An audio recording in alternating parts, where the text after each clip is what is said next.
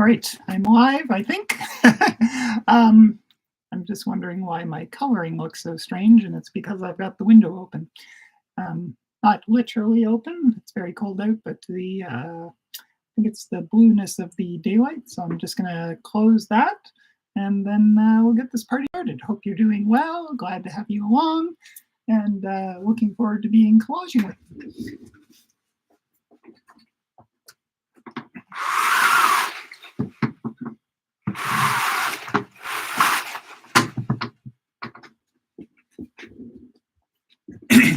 All right, so that looks a little more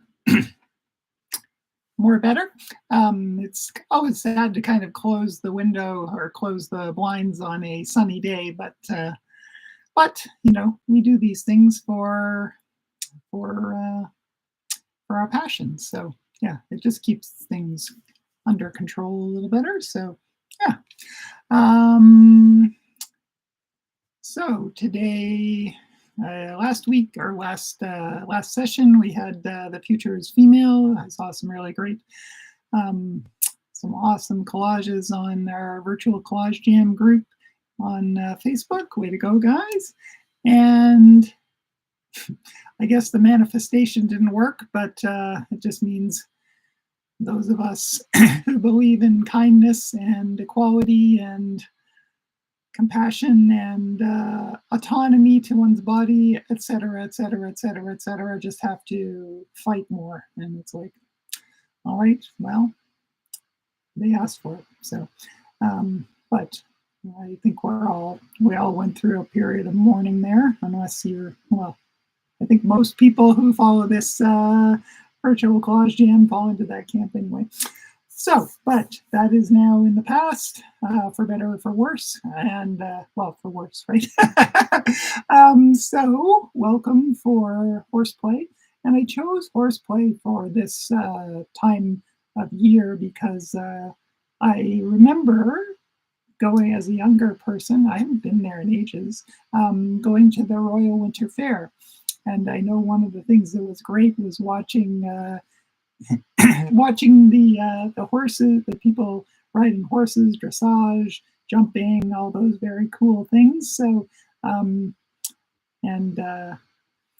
I've never been a particularly horsey person, although people around us, one of Kim's best childhood friends has horses, and yeah, they're stunningly beautiful creatures, amazing, like and strong and gentle and wonderful.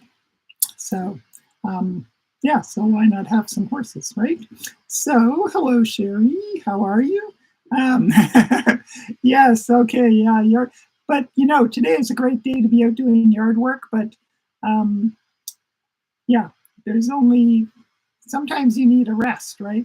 Something I always notice when I'm raking is like my forearms and my hands get really tired, and it's like, wow, I'm not as strong as I hoped I was from all that work, right? So yeah, it's good to do it in bursts, right? So after collage jam, you'll have still another hour or so, I guess, or an hour and a half of daylight, so you'll be able to do a last little burst if you like. Yeah, I'm just thinking about our front yard and thinking it needs it too. Leaves all over the place. That's really not the worst of our concerns here at our house, but it's definitely one of the ones that keeps us presentable or not. Ooh, planting bulbs. Okay, well that's exciting because then you'll get your sort of laying in joy for the spring, right? Tucking it in under a blanket of snow to discover in the morning. Hello, Kathleen. How are you? I'm so glad you could join us. That's awesome. Have you been doing much collage, Kathleen? Are you managing all right? I hope. Yeah, no, it's going to be, yeah, it's good. Rebecca, hey, Rebecca. As many of you know, Rebecca is responsible for getting our MailChimps out, and it was not her fault that it was late. I was late getting stuff to her, so don't be blaming her. She was like super fast after a cat gave it to her much too late. So I'm sorry about the late notice about this jam, guys. My schedule is jammed. It's all good stuff, but it's busy. So, and Philippa, hey, how are you? Good to be back. Good to have you back. Yeah, welcome back. That's too many backs, but this is why speaking and writing are different, right? Have you ever noticed, like, if you're writing something and you can look back and think, too many backs, okay, change one of those, right? Whereas once it's said, it's said. So that's why I will always prefer writing to speaking off the cuff. But that was a little side, little strange little jog off to the side. Philippa, have you been doing much collage lately, or working with paint, collage, both, neither? And also, guys, let us know in the comments if you're, the prompt is always optional. So let us know in the comments whether you're planning on using it or ignoring it. And if you are using it, do you have any ideas? I've been sort of reveling.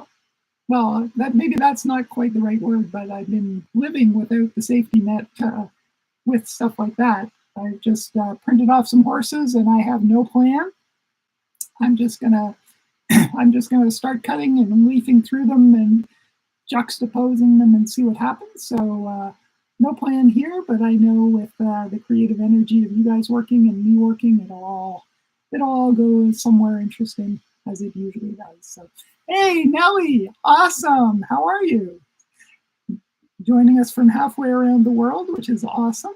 And thank you for joining us. And nice to have you in the Facebook group for the collaging in their footsteps, Nellie. Great having you. Gunta, woohoo! How are you? Wow, yeah, it's been a while since we even had any sort of interaction. I hope you're doing well. That's awesome. Popping in to say hi. That's great. Thank you for doing that. And I skipped over Jane. 1 to 2. Well, you got home in record time, Jane, because it's like not even 10 after 2 yet. So you must have hustled. So yeah, awesome. Oh, well, it is next door. So, but still, like, even getting from one building to another, that's I assume it's not just the suite next door. But yeah, that's well done. Just wiping the sweat off, grabbing a snack, and getting the scissors and knives out. Awesome. Philippa says, I've been working on a collage / painting of a landscape, trying to get more abstract. Yeah, that's it's such a challenge, isn't it? Like every time I work with a subject, it's a challenge. Like I just, you sort of get into autopilot, or I do anyway. You don't, I don't think. I think you may think you do, but I know I've seen your work. It's awesome. But I often, like, the first time I take a kick at it, it's like, well, that came out way more realistic than I planned. So, and then I have to like look at it and think, okay, slap my wrists. Where did I sort of go back onto the more conventional path, and how can I correct that for the second one? So, yeah. Philip also says, I'm in the process of learning how to use MS Word to manipulate an image. New stuff for me. Wow, that's kind of, so using a word processor to manipulate an image. That's curious. Are you like hacking the code? Like I know that certain formats you can change them into, you can view all the pages and pages of like letters and numbers that make up the image, and you can go in and take things out or move things around, and it'll have an effect on the way the image looks. Is that what you're doing? That would be amazing. I've seen that. That's like glitch art, and I've tried it just a little bit, although I'd love to get back to it, but right times, like, I need more lifetimes. I think all of you guys feel the same way, right? We artists, there are so many things we want to try and do and taste and discover, and it's like, all right, then you have to pick, right? Which is so, it's unfair. Philippa says, I'm taking an art course with fiber arts, take two. Very cool. Yeah, that's very neat. Awesome. What sort of fiber arts is it? Is it like working with like weaving or embroidery, or is it fabric based? Or so? I guess what I'm thinking is it like is it? Are you dealing with with shapes or lines? Right? Are you dealing with like thread, yarn, embroidery thread, or are you dealing with fabric swatches? Right? And sometimes there's both. Right? So. Um, Philippa says, I don't have an Apple device, so this is instead. Oh, okay, not what I'm describing. Right. Yeah. So no, fair enough. Just being able to do some very basic image manipulation can be amazing, right? Um, Especially if you're used to like having a photograph or having an image and it is just what it is and you don't have a way to edit it. If you then discover you can figure out a few ways to change it, it's pretty awesome. So,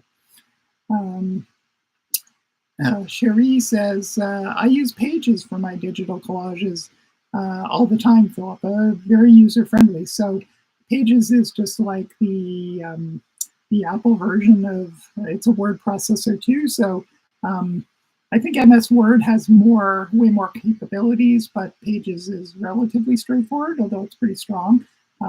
So yeah, you both in the same bailiwick. So yeah, that's cool. Kathleen says, thanks for asking. I've done nonstop collage for the last few months. Woohoo! Way to go, Kathleen. She says, getting back to painting too after a long time away from the canvas. Yeah. And I'll be curious, like, you may be too soon back to the canvas to notice yet, but it's always interesting to see how our thoughts and approaches change if we've been spending time over there, like doing that kind of media and that kind of process, and then we go either back or to a new one. How do they pollinate each other? How do they affect each other? What like we're often, I think, more aware of what changes, but it's also good to be aware of like what how one affects the other, right? Like going back to paint after collaging, does it change the way you think of composing? Does it change the way you use color? You know, like that'd be really so. Make notes as you get back into your painting practice. I bet there might be some interesting observations for you. Philippa says it's called Visual Narratives and covers all of the above. Right, cool. That's awesome. Nellie says, I've been working on one homework for the collage class, looking to get new stuff to finish it. That's awesome. Yeah. Finding materials, right? Yeah. Because when you're away from home and it cuts both ways. It simplifies your life in many respects because you don't have your huge stock of materials. So you just work with what you find when you're away from home, which is great. It sort of frees you up to just use this stuff, but it also like, oh, I wish I had that thing from home, from my home studio, right? So yeah. Nellie says, still got 2 classes to go. And that's, yeah, don't worry, just work at your own pace. I know you're doing a lot of care for others, and that's so sapping and exhausting. So it's admirable that you find any time for your own work, but I'm sure it's also, while it's tiring to work on your own work as well as all that stuff, it also keeps your fire alight, right? So that's really important. So it's so great to have such an animated conversation, guys. I'm loving all your inputs. So I'm going to switch to the overhead camera and start horsing around and see what comes of that. And likewise. And Nellie says, yeah, keeps one alive. Exactly. It's,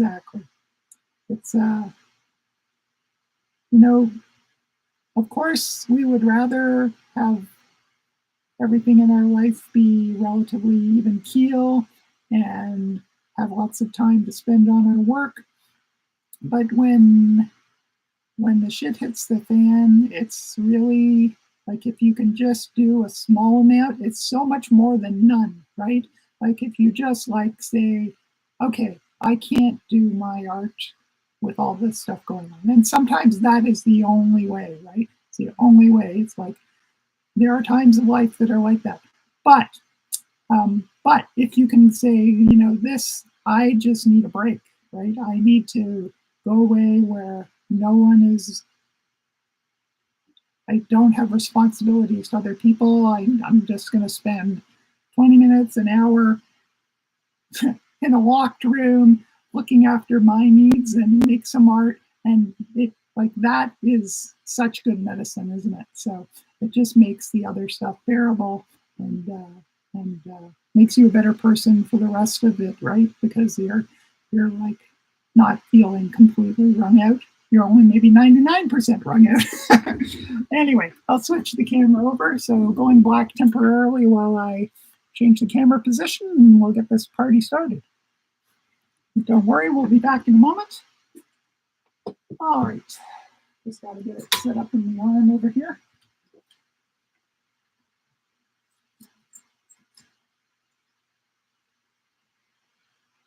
All right.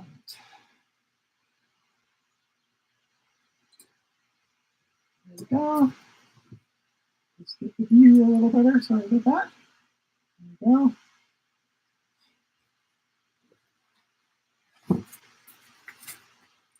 Get my cords maybe partially out of the way. And get some images happening. All right, so,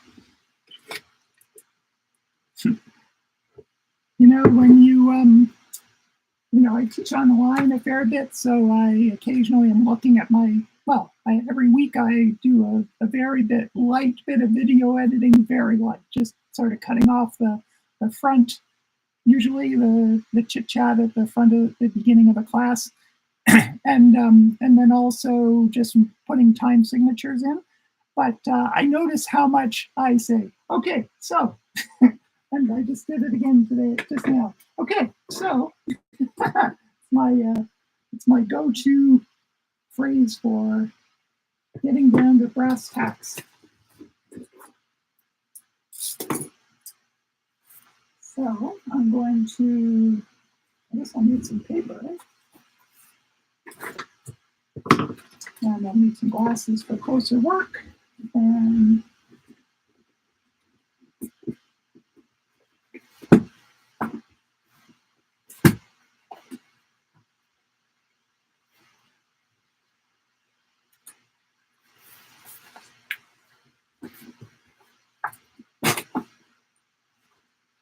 apparently the collage gods want me to work on a bigger sheet. That's what I could find quickly. And so, all right, I guess I'm working on it. I mean, it's not that big, right? It's, what is this, 10 by 13 or 11 by 15. So it's slightly bigger than my usual 9 by 12, but not much really. So I printed out some of the images I used.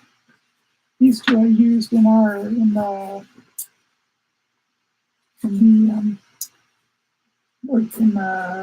I wish I knew the name of those things. Thumbnail for the live stream for today, and we still have some other images and clippings, and so I'm wondering what I'm going to put them together with. So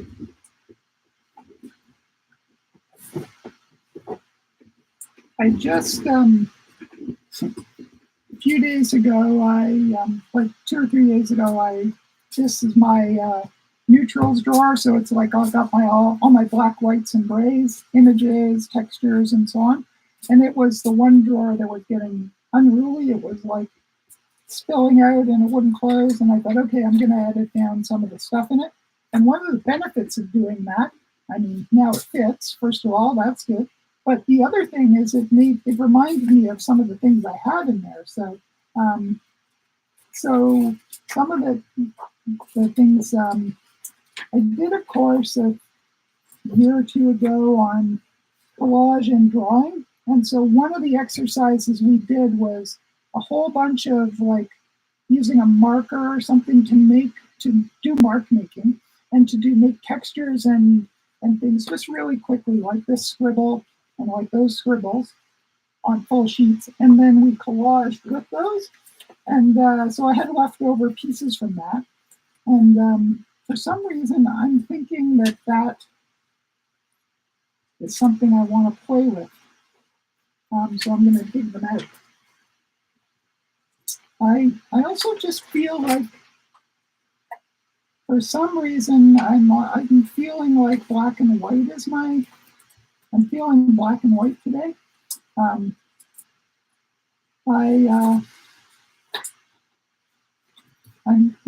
Next week, I'm going to have a professional photographer and videographer in this tiny little studio of mine, which is frankly terrifying me just a little bit, but it's great.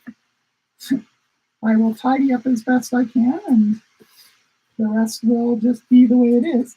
And so, and that's because the Union Hotel, which is the hotel that I did the work for downtown, they're nearing completion of the renovation, including my artworks. And I think it's scheduled to open in January. And if I know the way these things go, it might be February or it might be March, right? But it's soon. And so they want to do profiles of the artists they have work of in the hotel, which is awesome, really nice, and have it on their website and some videos about them. So they're profiling me and several other artists for that. And so, so why am I saying all this? I'm just mentioning it because I saw the photographer. We were introduced via email, and so I looked up his work, and I was looking at his work. It's great. He has all these international clients, which is amazing. But I noticed when I was going through his profile, his Instagram profile, and looking at the photos he'd done, I really gravitated towards the black and white, and I thought, oh, that's interesting, right?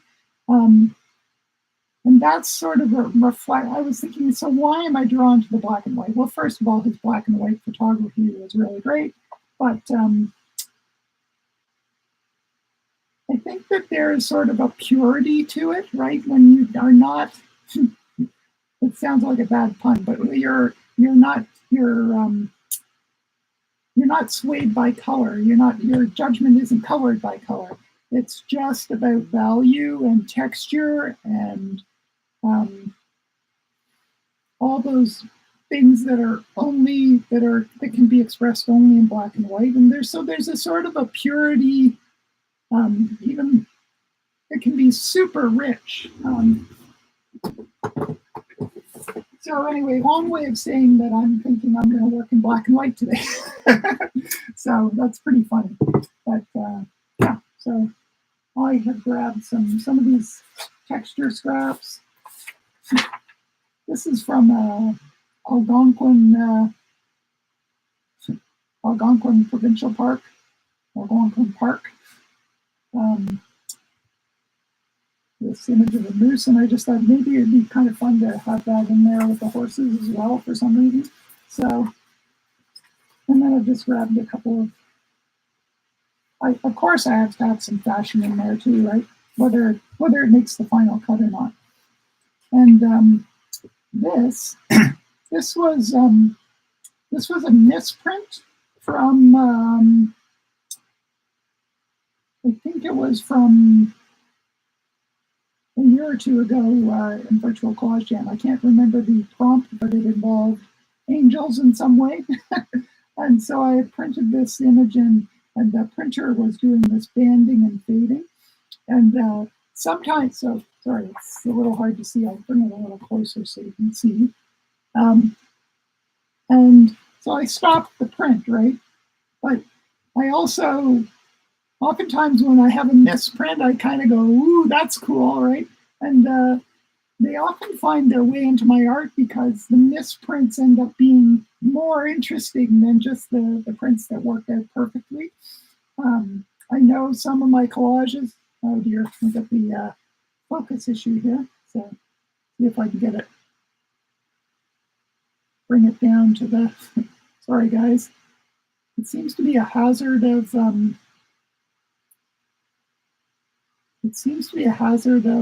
holding something up close because then it focuses on that and loses track of its, come on, focus on the hand. In here. There we go. Sorry. I will try not, I won't hold anything up close for a minute, for a little while, I think.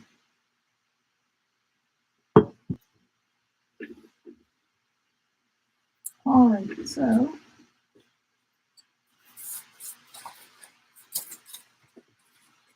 I'm going to take the color images out of the equation, I think. And I saw this little snippet and I thought about that horse to water thing. So I just thought, oh, that's interesting, right? So, yeah, so you never know. There could be interesting things going on. So I'm just going to play with these guys. I'm going to cut out a few things and just start juxtaposing them. So I'll probably,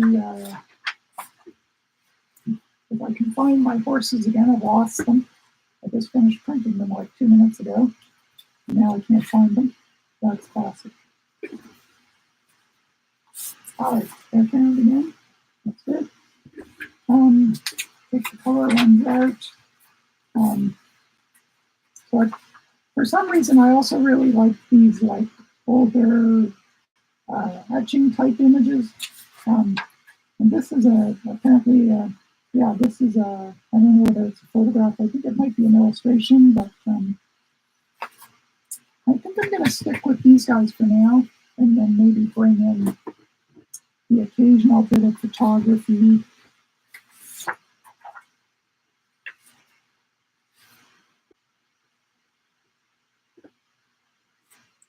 Yeah, I think there's going to be something interesting between the moose and the horse. So did any of you guys go to the Royal, or do you go? Have you been recently? I really can't remember. Well, I'm just thinking. I think maybe the last time I went was in my gulp early 20s. So it's been a very long time. And I was just thinking that, with so much, so much of our lives now is digital, online, virtual, that it might really be a great thing to just be in a place that celebrates animals, produce, people. So, of course, I don't know whether it's still going on. I don't know if it ends this week. I won't be able to make it because this week is really busy for me. But I think I may be paving the road to hell and with good intentions again, but I'll see. Maybe I can get there if it goes beyond this weekend.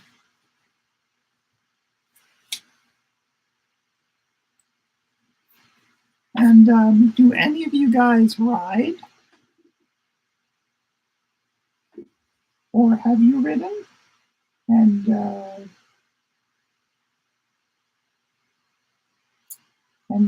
tell us, well, you may be collaging, and I understand, but if you come up for air, tell us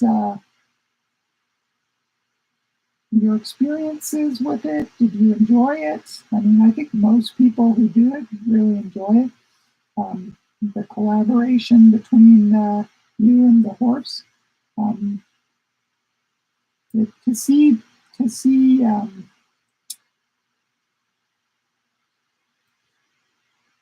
see two creatures like human and horse working in such perfect unison, like when the rider and the horse have that really, really beautiful, strong, perfect, synchronized connection. It's magic, isn't it?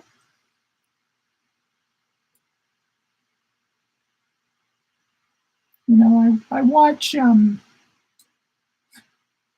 don't really watch the full races, but I do watch Formula One highlights, and then I watch the Netflix series on it, and I find it really interesting. You know, it's so dramatic. I think is really what I love about it, like the speed and the high stakes and all of that. But it's different. I was just thinking like how fundamentally different it is when you have when the racing unit is a very complex mechanical technological wonder and a human versus a two sentient beings, right? The horse and the rider. And so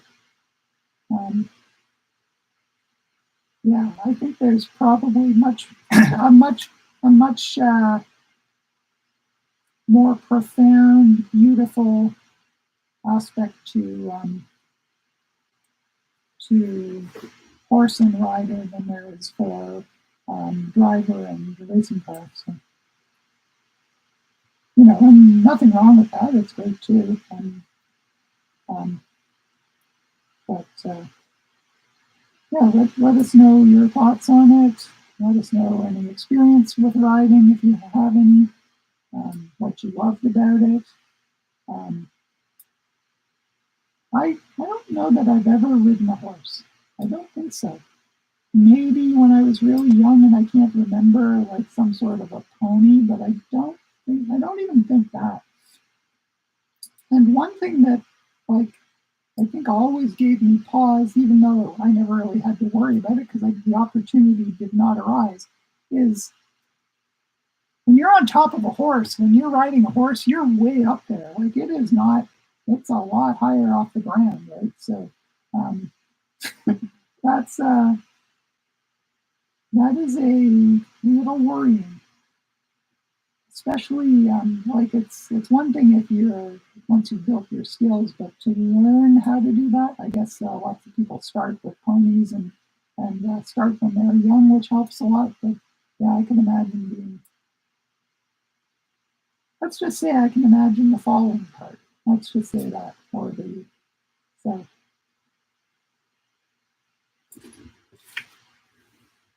So Rebecca says she used to ride a lot when she was younger. Haven't had the chance recently, but miss it so much.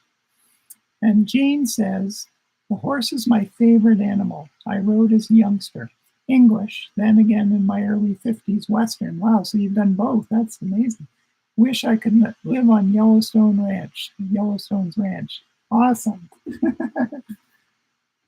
Well, guys, Rebecca, I really hope you can find your way back to it because I know when it's something you're passionate about, you really, really miss it. I know there are some opportunities to ride in the city, aren't there? Somewhere in the Don Valley. Maybe I'm wrong,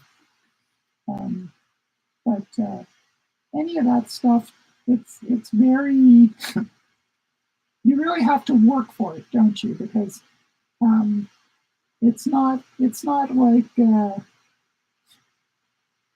like other pastime. Pastime's the wrong word. That sort of belittles it. But you know, like you can, if you know how to ride a bike, you can buy a bike and ride it, right? There are lots of places to do it, and the cost isn't great. But because horses need to be stable, they need to be looked after. They need very particular kinds of things that are not often found in the urban environment. So oftentimes you have to, if you live in a city, you have to leave the city for it. So yeah, there are just so many, and the costs just add up so high. I know. Kim's friend Diana, who has ridden, but she made all kinds of sacrifices to be able to own a horse. And she was in downtown Toronto, but her horse was like an hour's drive away. And she had to earn enough money which especially in publishing, which is what we all sort of started our careers in. Not a get rich quick scheme, so you really have to be dedicated and manage your funds as well to be able to do it. But for her, it was worth it because it was such a passion for her. So yeah, and it can be as huge passion as you like, and it can be just like, yeah, but I just can't afford it, right? I mean, so yeah, it is a high cost of admission.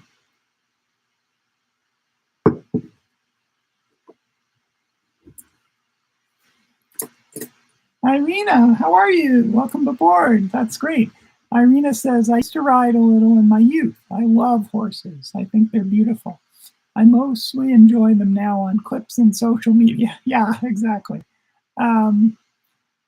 Yeah, and Irina says a bicycle is such a nice alternative to a horse. I mean, of course, you don't have that connection with a live being, but there is some of that same sort of freedom and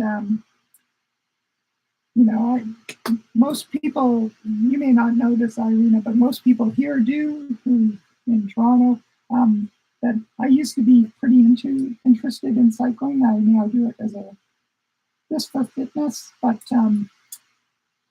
I've always loved how you are out in the open, right? Of course, that's terrible when it's raining or when it's cold or whatever, but there's something that's terrible about being in a car.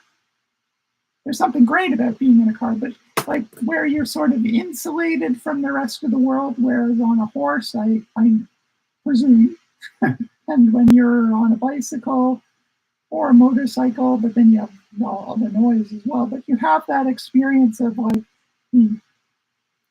being able to experience your surroundings, right? You feel the wind, you feel the rain, you feel the sun, and that just makes it feel much more like living to me, right?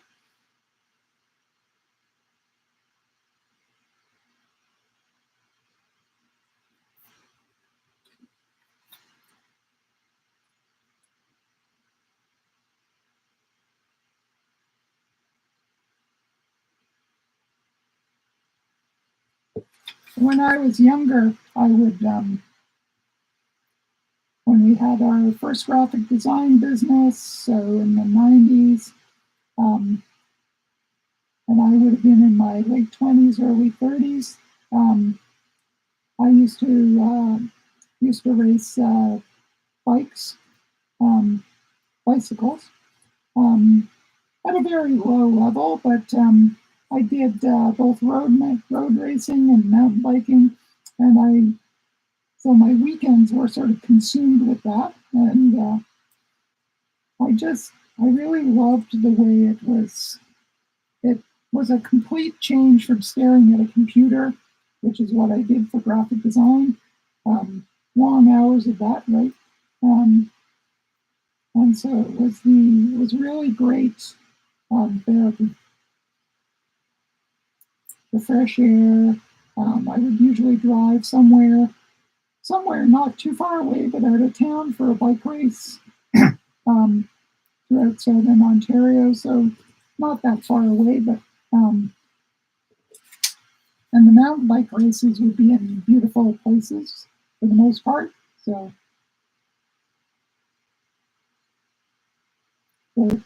while it's not a horse, it's not horseback riding. It does have some similarities. The fresh air, the being able to be in the elements,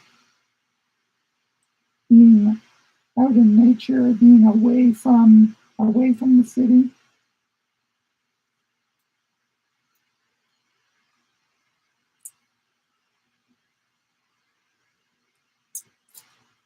I know every once in a while when I'm downtown, I still see one of the Toronto. I don't know whether it's the same in where you are in Germany, but here in Toronto, we have just a very few police officers who do their patrol on horses, and it's not something you see every day, but you will see it upon occasion, and it makes it very special and amazing to see.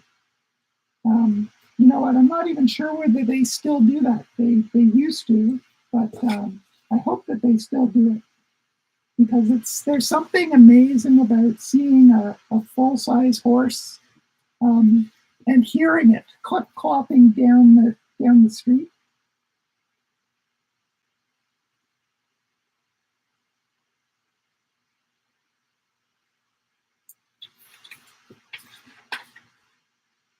They're probably mostly used now for like ceremonial rather than actually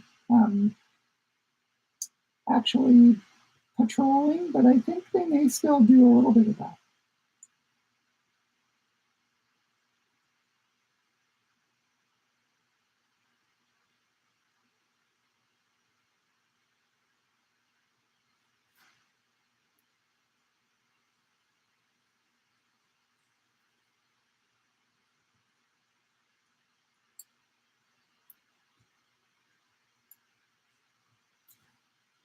So I'm just cutting these horses out, and then I'll start playing with auctions to see what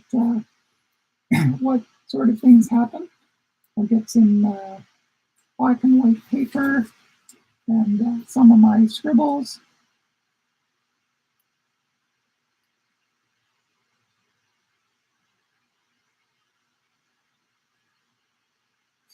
I was just thinking, wait, I already cut this part, and then no, I cut this part on the other horse, not this horse. You think I know the difference, but not when I'm, excuse me, not when I'm talking as well, I guess.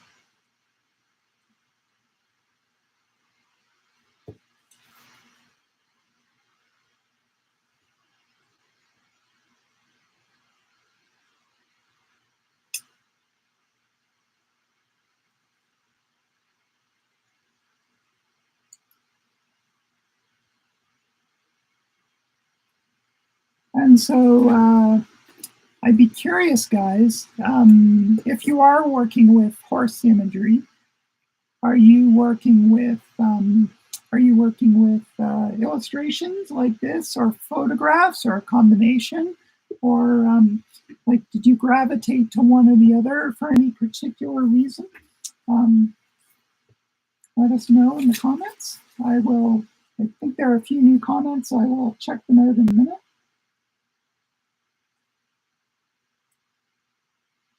We'll just get this horse cut out. I think it's almost there.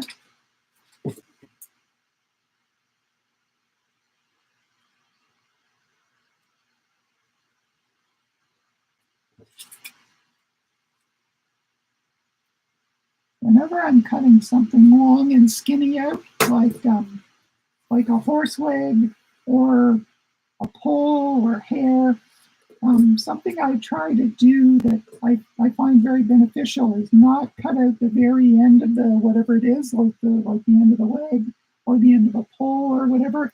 I cut the sides first, and then I cut that last, because if you cut that first and then you cut along, sometimes it just bunches all up with the knife, right?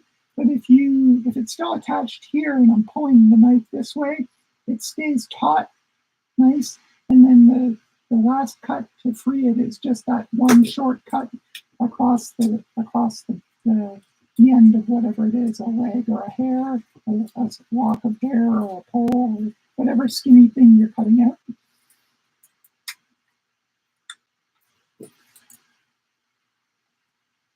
And apparently I did the same thing on the mane. I just haven't, the tail. Let's see where I finished or not finished. There we go.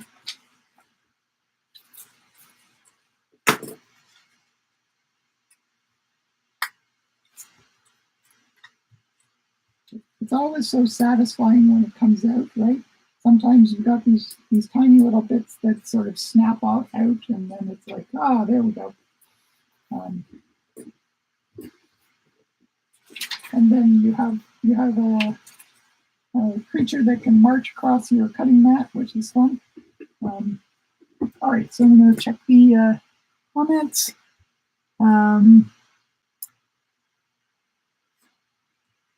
Rebecca says, I saw some police on horseback in Toronto a couple of weeks ago near the lakeshore. So that's good. I'm glad they're still doing it. That's great.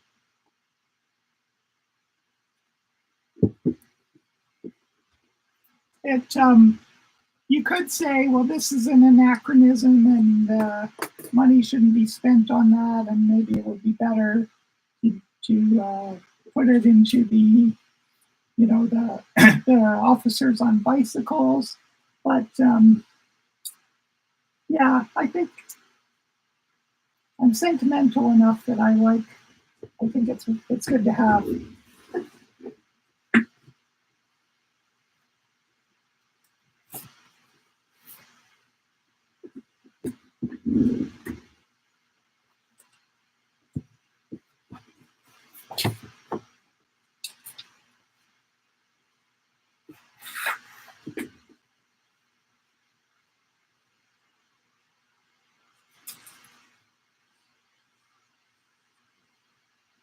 I kind of like the idea of like the horse walking out of the shape.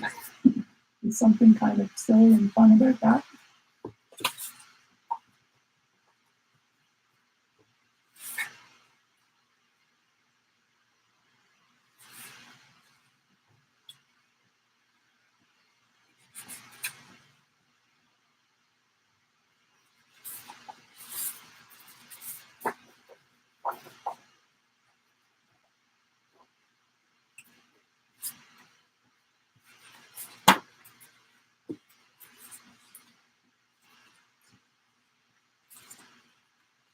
I also was thinking, wouldn't it be fun if like the horse was folded and was like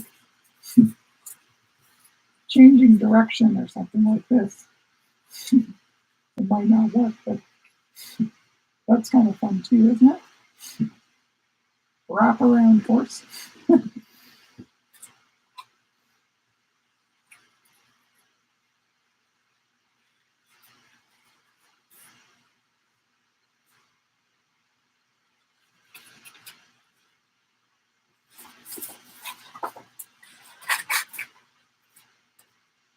So some of these textures I made using paint pens, and some of the textures are really great. Like using a white marker on a black piece of paper, and it has this really dense, sort of scratchy kind of feeling that's so much richer than just like if the marker were working. Yeah, if the marker were working perfectly, it wouldn't have given me that really great texture.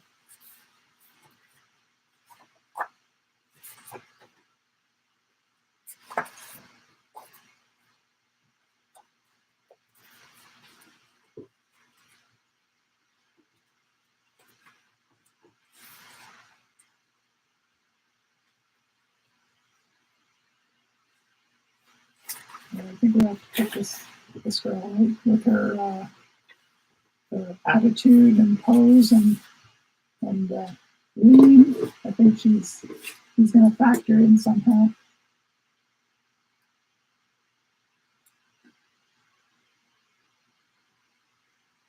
I've been cutting uncoated paper and now switching to the magazine paper. It's like, oh right, it feels so different.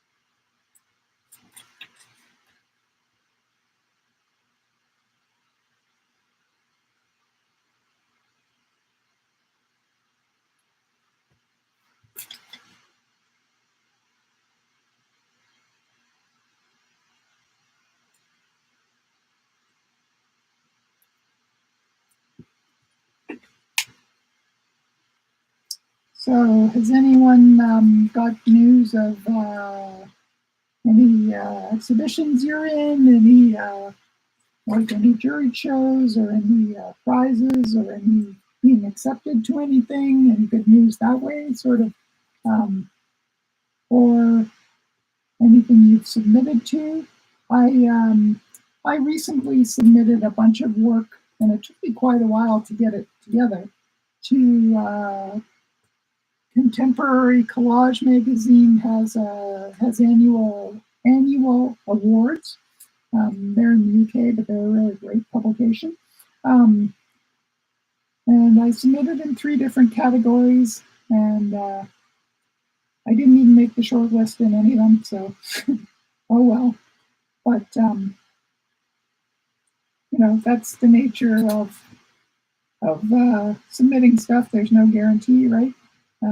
Was I disappointed? Yeah, definitely. For a day or two, I was a little, especially when I didn't even make the short list. Like, of course, you can only have one winner, and you know, it's going to be a very competitive field because I think they have global reach, right? So, but yeah, to see like a list of like 20 or 25 on the short list and not even make that, it was like, oh, that's a bit disappointing. But you know, onward and upward. Um, it you know, it's interesting. When I was younger, I think that would have been very crushing. But and I definitely thought about, okay, well, I wonder what they're seeing in what they did select that they didn't see in my work. And not that means anything, because each category was just one juror. But I try to, you know, sort of my feeling about it for my work is there might be something I can learn about why they didn't choose my work. And so there's that on one hand, and the other hand is my work is my work, and I don't need to change it.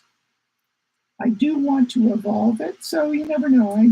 I will probably submit to something else a while in the future, or maybe once my work has developed a bit more. But yeah, let us know if you've had any successes lately. I'm always happy to hear about successes. Um,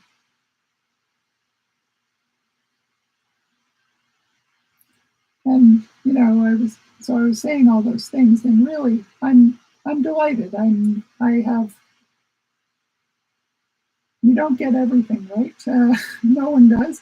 And I've had many good successes this year. I've had a lot of positive things, so I'm not complaining. So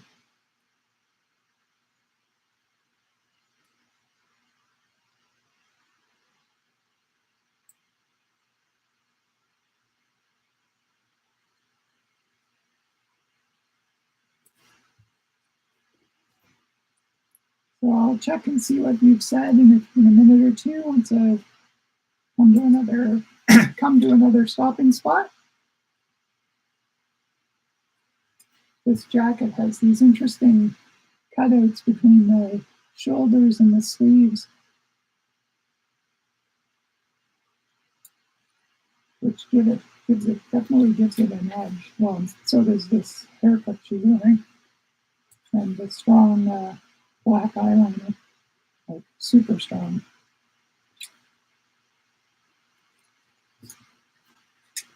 Like her face is so pale against the white, I can barely find her cheekbone. All right, I think I made it up as I went along.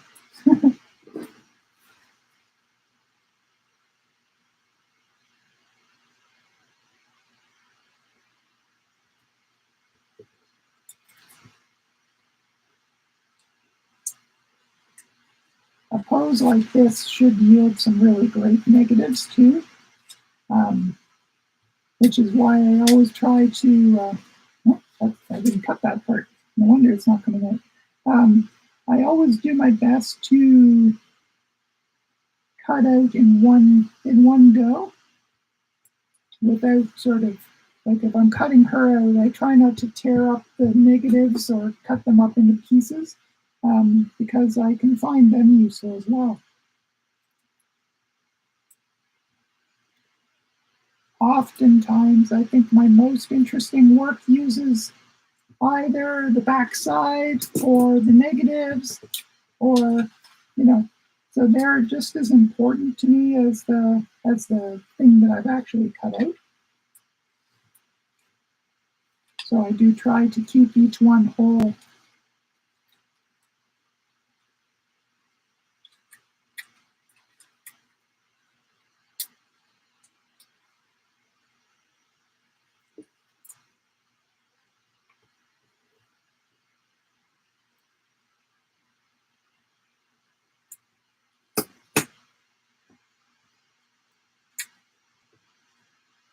The same thing with the horses. The negatives from around them are really interesting.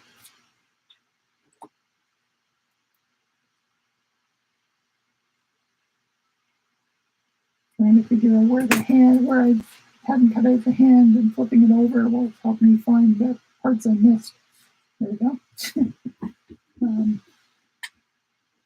In this case, I probably won't use the back because it's color and I want to keep black and white, but I definitely quite possibly use the negatives. So like even just something like that can be really interesting, right? Like sort of doing this little shift. Now, how's that going to work with the horse? I'm not sure yet. All right, see what you guys said. So Cherie says, we have officers on horseback in Humber College Park. They can maneuver through the wooded areas far better than on a bike. Yeah, because the horses pick their way, right? The bike has to take its linear route, and the horse can place its hooves just where it wants. So just need a little water here. Irina says they're using horses here in Germany too, mostly at big events like demonstrations or at regular gatherings like big parks. Right, that makes sense. Cherie says, so moving on to the exhibitions or whatever. Cherie says, Visual Arts Mississauga has an open call for Why Do You Create? Deadline is November 24th. Yeah, so you have like a couple weeks, right? Maybe not quite 12 days. So yeah, that'd be great. So, and that's a pretty open to interpretation call, like why do you create? So that's cool. Irina says, congratulations, Kat. I'm so happy for you that you get recognition, even though it wasn't the first place. Yeah, I didn't actually get anything, but it's good, it's still. Irina says, I actually offer my things on markets from time to time, this weekend and in 2 weeks again. That's great. And especially leading up to Christmas is a really good time because lots of people are looking for unique gifts. And so that's a perfect time to sell and to show your stuff. And Cherie says, nothing ventured, nothing gained. Exactly. I totally agree. And it's not that I'm going to stop. I'll pause, but because I also jury shows from time to time, and I try to make everyone who submitted understand that, first of all, you don't know, like if you're not accepted to the show, and inevitably there are people who aren't accepted, right? You don't know whether you might have been just at the very edge, right? Like if the show accepted 50 and if they had accepted 51, you might have been in the show, right? You don't know. You might have been just right on the borderline. And well, when I jury, I try to be as objective as possible, but if that's like completely objective doesn't exist. So, I might jury certain works in and certain works out. A different juror would do it differently, right? because we all have our strengths and weaknesses, our biases, our blind spots, our areas of strength. So it's not uncommon for someone to submit a piece. It's completely possible, let's just put it that way, that someone submits a piece to one show and it doesn't get in. They submit it to the next show and it gets a prize. So always keep that in mind, that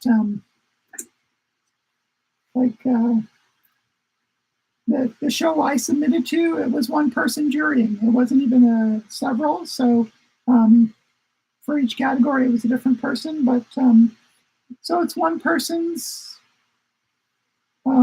judgment. So yeah. Suzanne Hewitt. Hello, Suzanne. Have you been with us before? That's so great. I'm not sure I recognize your name, but forgive me if you have been here before, but welcome. It's great to have you along. And she says she's addicted to collage, disappointed to not see final result. It's frustrating. Yeah, it always is. But so I'm not sure, Suzanne, whether you're referring to your own work, like when you're collaging and it doesn't work out, or whether you're talking about like submitting things and then not being accepted. But it's true, like there are so many ways that what we do can fall short. I rarely do a collage. I rarely do any piece of art where I'm like completely satisfied with it at the end of doing it. Oftentimes I'm like, oh yeah, I think this has worked out pretty well. But sometimes I think, oh my God, this is terrible. And then the next day I look at it and I think it's not that bad. Actually, it just needs a couple of tweaks. But I think what keeps us going with, like everything else, what keeps us striving is wanting to do better. Like, okay, this is the best I could do on this first kick, but I know I can do better, right? An athlete feels that way, a musician feels that way, a bricklayer feels that way, and artists feel that way too, right? So is that pursuit, right? If we do something and we're completely satisfied with it, and then we do another thing and we're completely satisfied with it, well, chances are whatever you're doing, you're not going to be doing it in a year or two because it's not challenging enough, right? So there's this sweet spot of that it's satisfying enough, it's gratifying enough, it's interesting enough to keep us going, and we're falling short enough that it challenges us to push ourselves to grow and develop and learn and do better the next time, right? So really artistic process is so much more important than the final result. I've said it a few times before, so forgive me if it sounds like a broken record, but we don't go for a jog and then look back and take a look at the footprints to see if it was a good jog, right? We remember how it felt. So those footprints are kind of like what we do as art, right? Like sometimes the footprints are great, but they're usually great if the process of making them was great, right? So I kind of think of my artistic practice as my real work, and what I produce is just sort of a record of my thinking and my creating. And it's really great that I do have that, right? Because we can look back, those of us who've been doing any kind of art for any length of time, you can look back, right? If you don't throw it all out, and definitely don't throw it all out, you can look back and see something you did when you were a lot younger and think, oh yeah, I'm so much further than that. Or you can look back at something you did and think, I remember feeling so dissatisfied with that, and now that I see it, it's actually really good. I'm amazed I did that when I was like just started. So yeah, don't throw it all out, and do keep challenging yourself and think more about the process than the product. The best way to arriving to a good product, a good end product, a good piece of artwork, is to not worry about making a good piece of artwork. It's to be absorbed in the process. And this is what I say, and I'm yakking and I'm not working. So I've not been as absorbed in this product process as I should be, but just chatting away. So Cherie says, I see a single judge show as curated, multiple judge shows as jury. Yeah, they both have their place. Exactly. Because I think that's the perfect frame, Cherie, because curated is one person's and juried is, and there are benefits to both, because a one person with a really great vision can make a great show. And sometimes there's that thing of like more people ruin the soup. And sometimes it actually just means it's more evenly juried, right? Because so-and-so has a real bias against this, but the other two judges don't. So if that can be a balancing factor, right? So yeah. Suzanne says, thank you. I'm so glad to find you. Likewise, Suzanne. Welcome, and please come back. And how did you find Virtual Collage Jam, Suzanne? Let us know in the comments.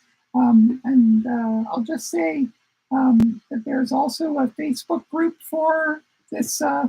It's a private Facebook group, so you have to join. But once you've joined, then you can post as much as you like, and you can see what other people did with Horseplay. You can post what you did on Horseplay. You can chat back and forth. So I hope we'll see you there.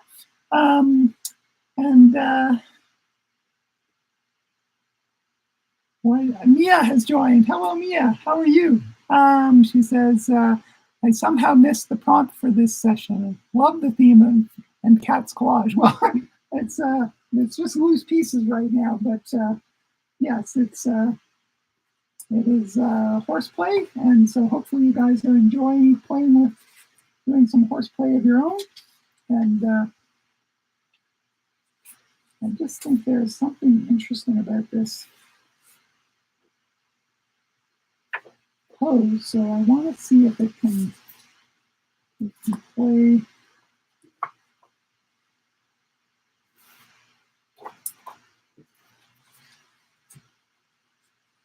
For some reason, I chose for all my horse images relatively static rather than dynamic, and that I think that's kind of unfortunate, but it just means it's just an opportunity in disguise, right? I didn't choose any like rearing horses or galloping horses. I should have done that. But seeing as I didn't, I'll just see how this goes.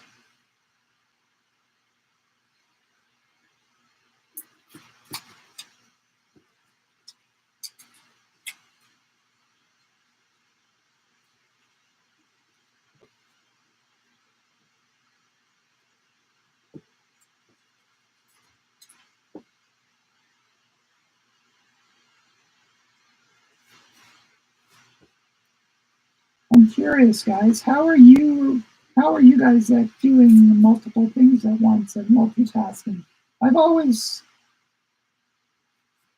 There are certain things I can do that are multitasking if they're not too tricky. I think that's the only way I can actually do them. And if I can sort of move step to step. And I think sort of the best example of that is like cooking. But when I first started cooking, when I was first away from home, oh my God, I couldn't figure out how did my mother have everything ready at the same time? How did she manage to like not have that finished and this still waiting an hour and this thing not even started? So that's something I can do, multitasking, but this is definitely something I struggle with. The more brain power, the less good I am. So something like collaging and chatting, I have my limitations, but um,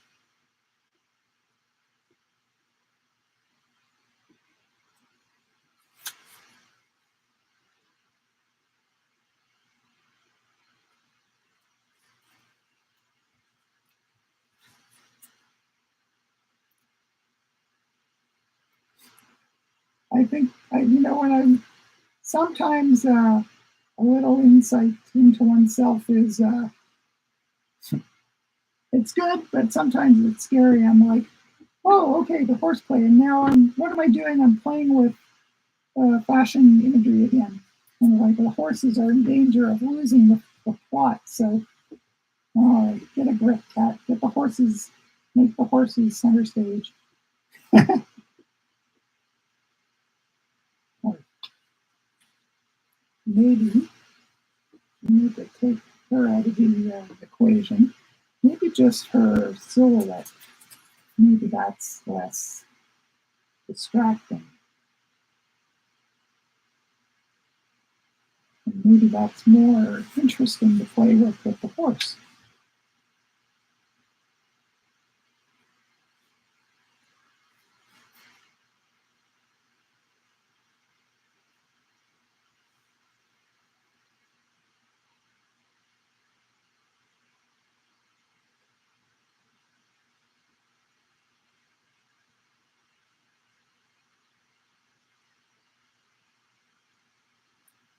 So Sherry, I know you do a lot of not gluing, and so how do you keep the pieces from shifting hopelessly all the time? That's part of the reason why I glue stuff down, even though if I'm not sure the composition is, it just drives me crazy that everything's loose, and to move this one, I'm messing that up, and so um, I don't know how you do it. So I do use like tape sometimes to hold something, but then it also somewhat defeats the purpose of being able to have it like super flexible. Um, so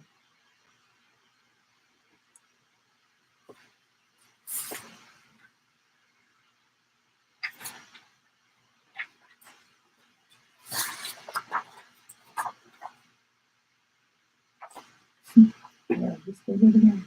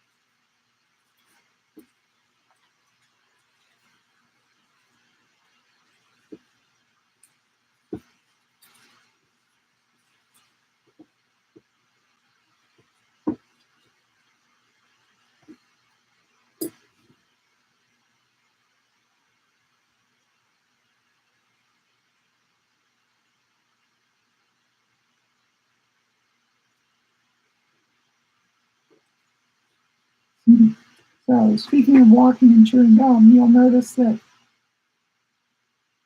I've stopped talking because I'm composing. It's really fun. Um, I hope you guys forgive me for that.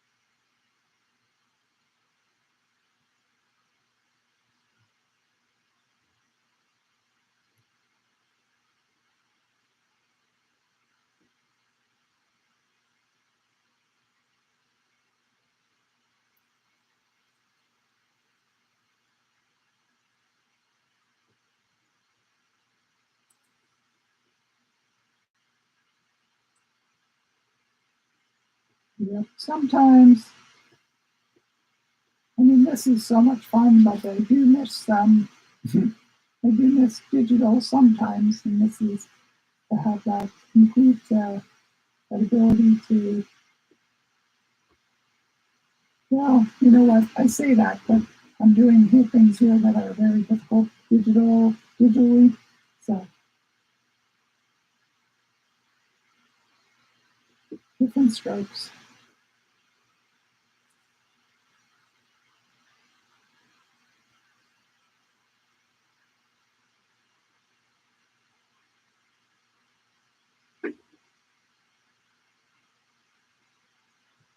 And so one of the things that is difficult with digital, it's not that it's impossible, you can do it, but it involves more work, is something like this, where where one, these would be on different layers in the digital file, where this one is like behind the horse, but then coming in front of the horse, you would have to like make a copy of the arm and then bring it onto its own layer, align it with the one below it. So, um, so there are still advantages to playing with paper.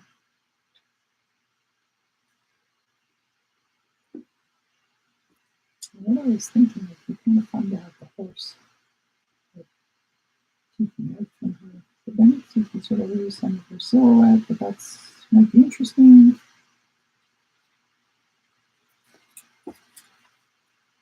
I'm setting up this sort of hopelessly convoluted thing, and it's probably too much, but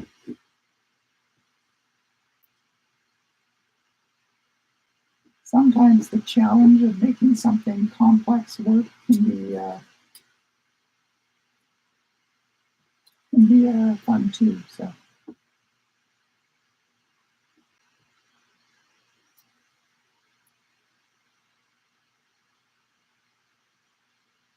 what I'm trying to do is sort of create some depth between things that are in front, things that are behind. Like the white horse is a little higher, so it feels like it's a little further back than the black horse. Um,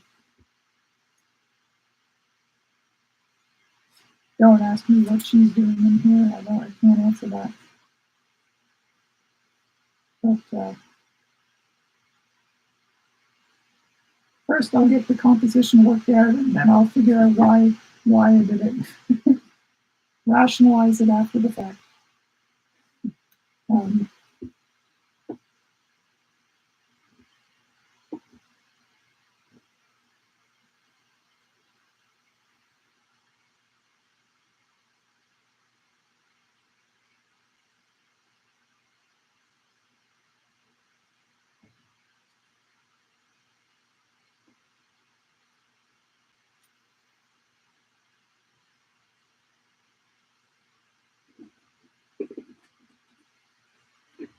that's kind of fun.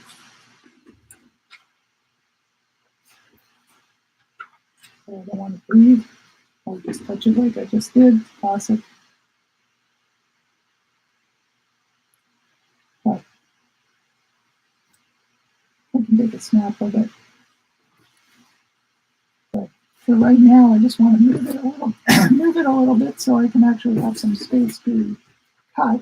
I was thinking a little bit more photographic, something or other would be interesting. I have a couple of ideas. One is a little bit more photographic, that's maybe not a subject like that, but maybe this wall that kind of adds a bit of an urban feeling.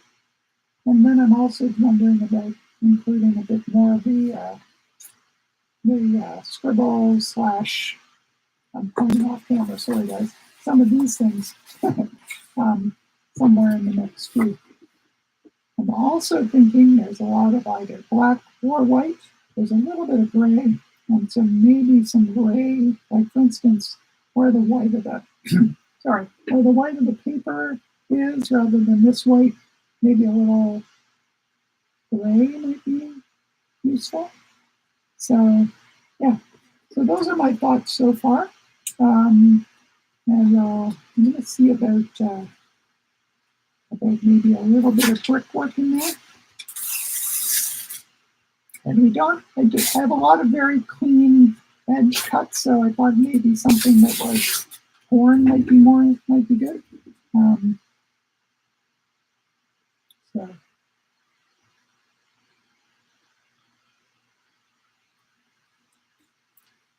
whether it's true or not, I'm not sure.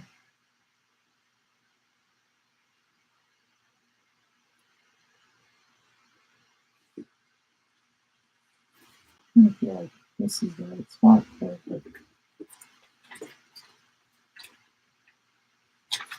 maybe it's this piece.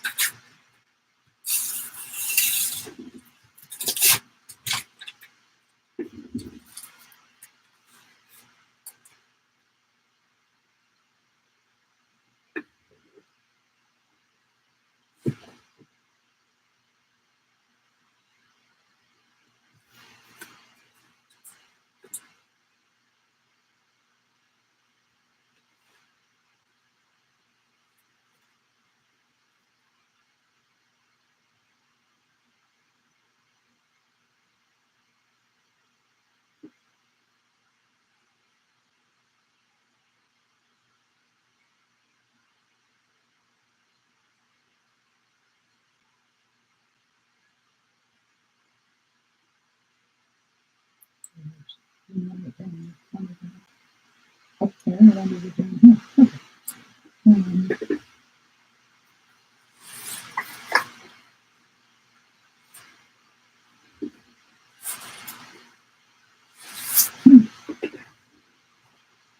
I'm laughing because I'm seeing this tail from this image and thinking about giving her some longer hair that ties her into the horses by just tucking that piece. She's got a very short haircut, and it might be kind of fun adding that to her.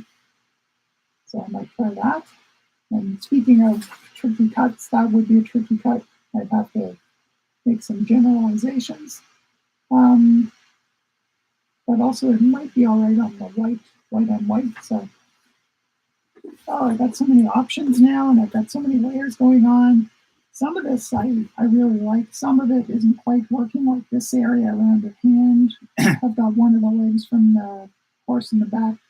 So I think at this point what I would do is I'd take a photograph and then so that if I mess stuff up I still have a record of sort of where I was going. And then I'd put pieces of tape underneath just to hold them more or less in place, but still movable. And then I'd start looking at things like resolving that.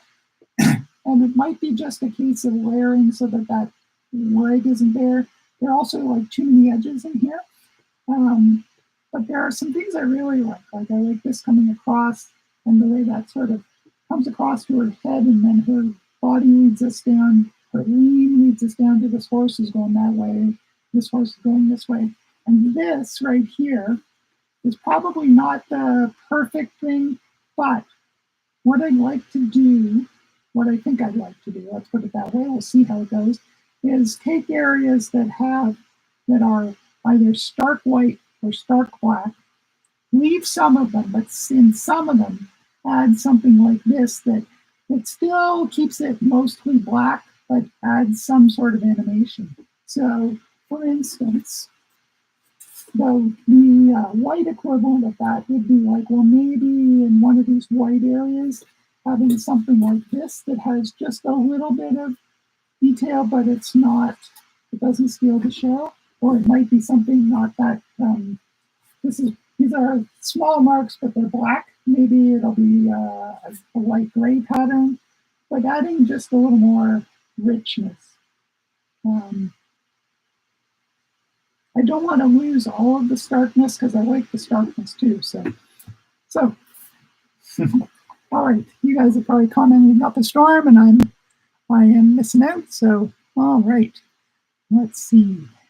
So Mia says, your mother was an artist, Kat. Tell us more, please. Well, my mother was sort of she wasn't an art. She would never have called herself an artist, but she was.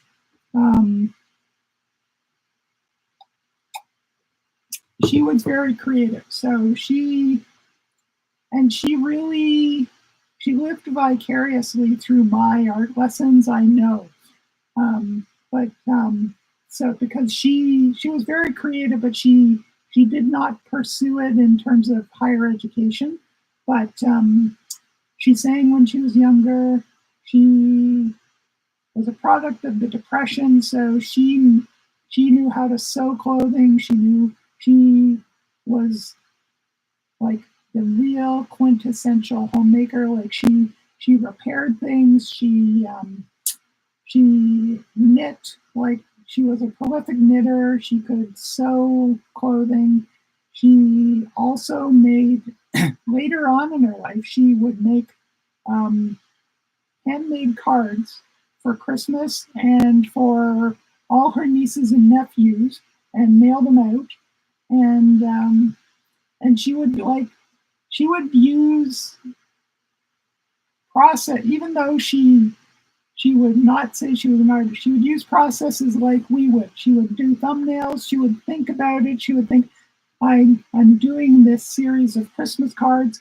What's going to hold them together? Like, am I going to use this kind of material?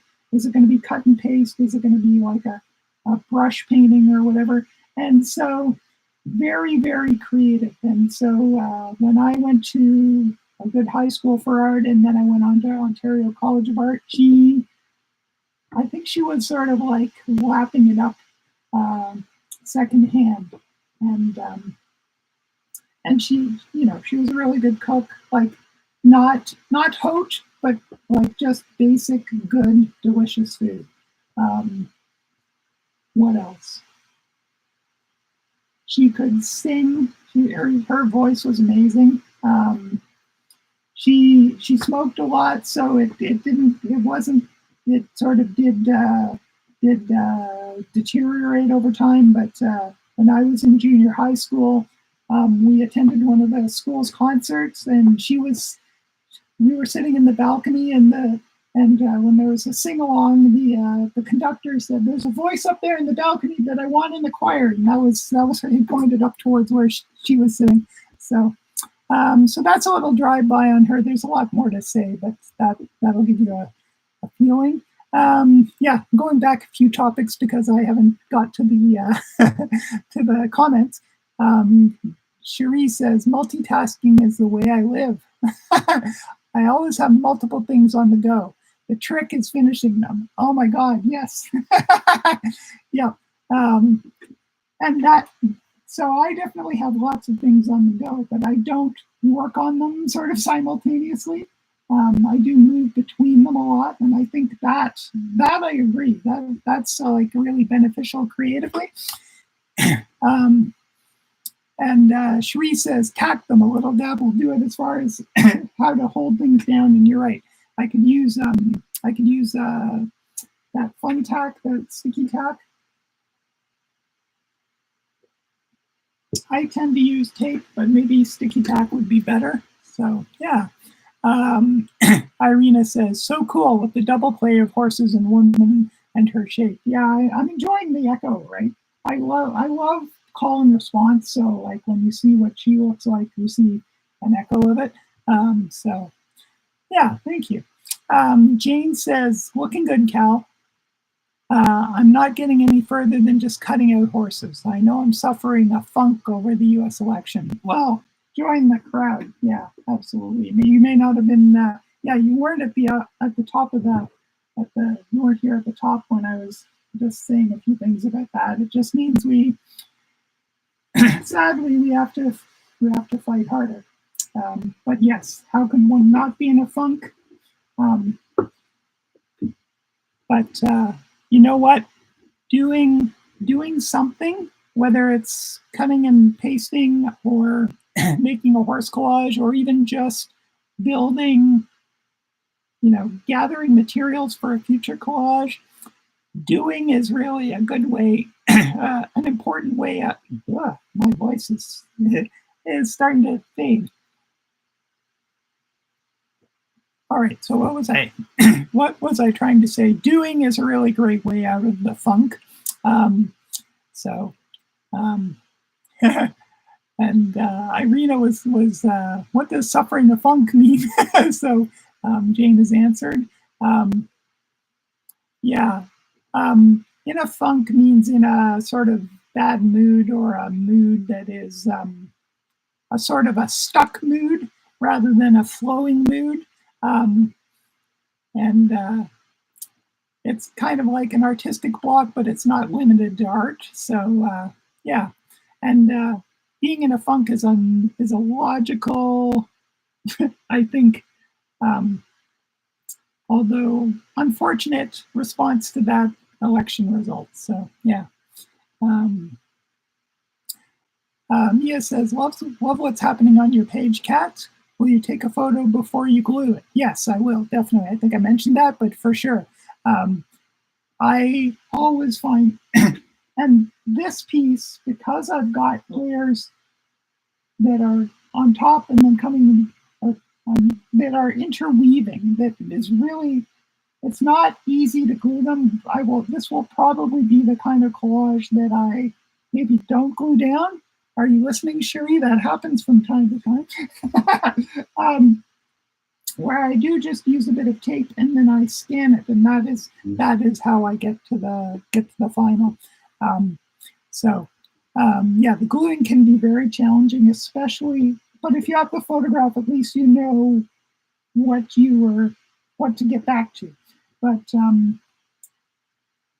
yeah, sometimes I will tack it and then I'm like gluing one part and then I'm trying to make sure it's tucked into the right place. And so something like her, she might get glued in different parts at different times. So it gets tricky. That's definitely something my brain can't handle and talk at the same time. That needs like my complete attention to figure out sort of logical ways of doing complex gluing.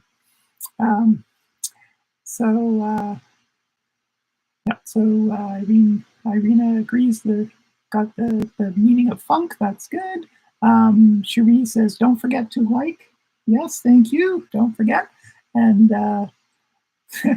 and thank you, Mia. Yes, my mom was a creative soul. And Mia says, photograph, tape, scan, glue. I am not alone. Yeah, absolutely. There are many ways to create a collage, and I'm just gonna I'm gonna wrap up in a minute. But just before I move away from this view, I'm looking this is where I've been working, but my monitor is over there, and I'm looking at it, so I'm being able to see this as you guys are seeing it, and that is helping me to see that this area looks sort of confusing to me, whereas other parts I like. So another benefit of taking a photograph, I've said this before, but it bears repeating. When you take a photograph of it, you then see it really small. So you're kind of like you're seeing it from a distance. So you see the sort of main structures and whether they're working or whether they need some revision. And that's kind of what I'm seeing on screen. I'm seeing a few areas that I might like to change up a little bit. So yeah. All right. So I am going to switch back to the conventional view to sign off.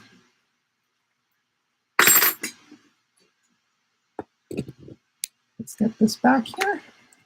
There we go. All right, so I'm going to maybe work on that tonight a little bit. I noticed that I'm following my usual negligent pattern of starting out well at the beginning of the term and then gradually falling apart as far as finishing things, finishing collages and posting them, but I'm going to try to get at least this one done. There's always an opportunity for improvement, right? So you guys, if you have made a collage, if you made more than one on Horseplay, or if you just did it during our session or whatever, you know what? Any collage is good. posted in our virtual Collage Jam Facebook group. There, you will find a link to that on my website under Virtual Collage Jam, and or you can just go directly to Facebook and look for Virtual Collage Jam Group, and you will find it.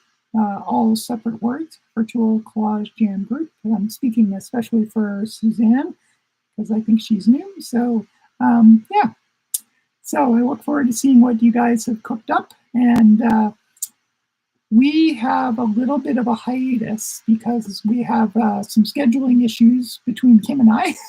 So our next Collage Jam is not in 2 weeks, but in 3 weeks. And it's on Monday, not on Tuesday. So it is on December 2nd at 2 p.m. So that's a Monday, not a Tuesday. And that will be on the topic of climate crisis. And then we'll have another one the next week, but on Tuesday, the last one in December, so December 10th, with the theme of snow globe. So we have a 3-week break, and then we have 2 close together. So sorry about that, but we had to work around some appointments and so on. So yeah, so Mia says, thank you for the session. I'll rewatch in entirety. Oh, that's lovely. The thought of you working along in your studio, having some company, that sounds good.